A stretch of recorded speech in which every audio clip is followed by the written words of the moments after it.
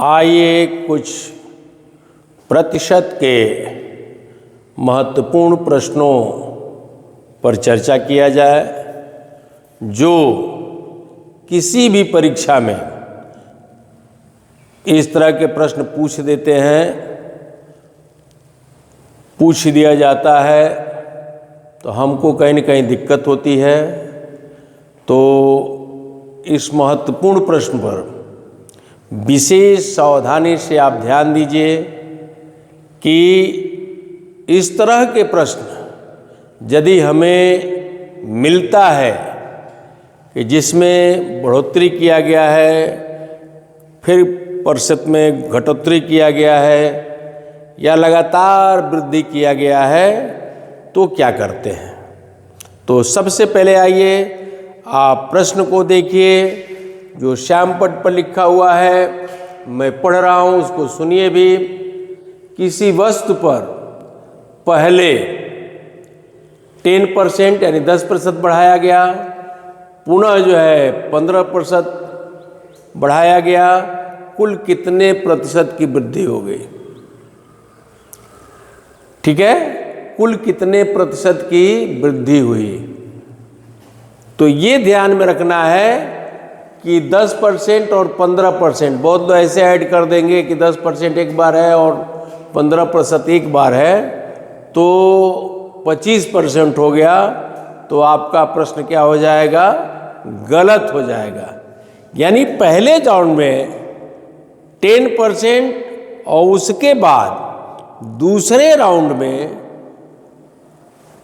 15%, तो लगातार जोड़ करके नहीं, पहले हम 100 वो सामान का मूल्य दिमाग में मान लेंगे। 100 पर 10%, दिमाग में आपको ये मानना है कि यदि 100 रुपये है और परसेंटेज पूछा जा रहा है, तो जितना परसेंट होता है उतना रुपया।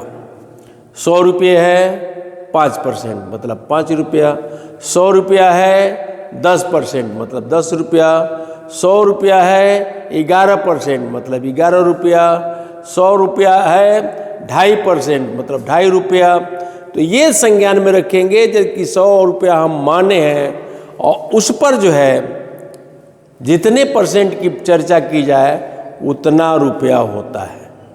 तो पहले राउंड में 10% है, तो पहले ही आपके दिमाग में ये हो जाना चाहिए कि 100 रुपये का सामान है और 10% यानी 10% इंक्रीज करेगा तो वह सामान 110 का हो जाएगा।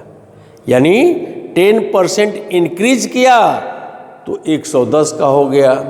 तो इस स्थान पर हमें 10 रुपये का लाभ हो गया। पुनः जब दूसरा विस्तार होगा, वृद्धि होगा, तो हम 100 रुपये का नहीं लेंगे, 110 रुपये का लेंगे। 100 रुपये का नहीं लेंगे, 110 पर 15% लेंगे।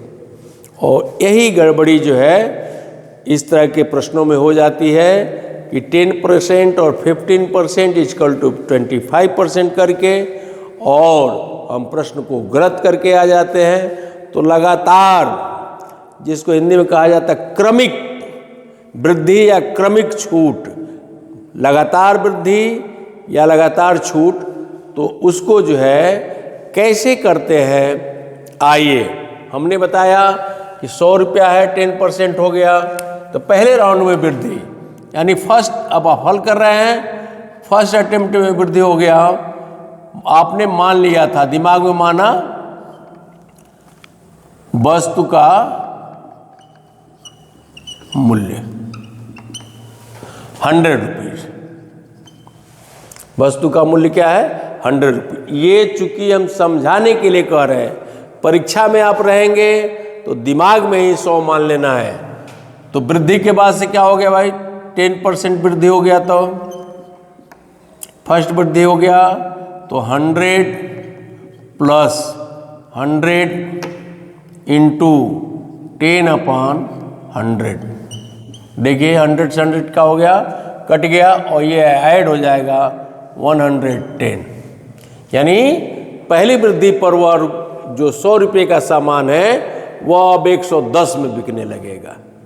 दूसरी वृद्धि यानी पुनः जो है 15% की वृद्धि, तो दूसरी वृद्धि आप कह सकते हैं अब किस पर होगा, 110 प्लस 110 इंटू 15/100,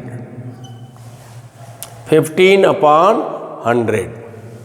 आप चूंकि देख रहे हैं तो 3 टाइम में, ये आपका 20 टाइम में, ठीक है, और 20 ये आराम से आप इसको काट सकते हैं, ये आराम से आपने काटा और 2 से इसको डिवाइड किया तो ये हो गया 5.5। कितना हो गया, 5.5, और फिर 3 का मल्टीप्लाई किया तो ये देखिए 15 और 3 × 5 = 15 और 1 16, यानी ये बढ़ करके हो गया 16.5। यानी जब हम 110 का प्लस करेंगे तो अब आपका हो जाएगा यह, ये हो गया आपका 126.5।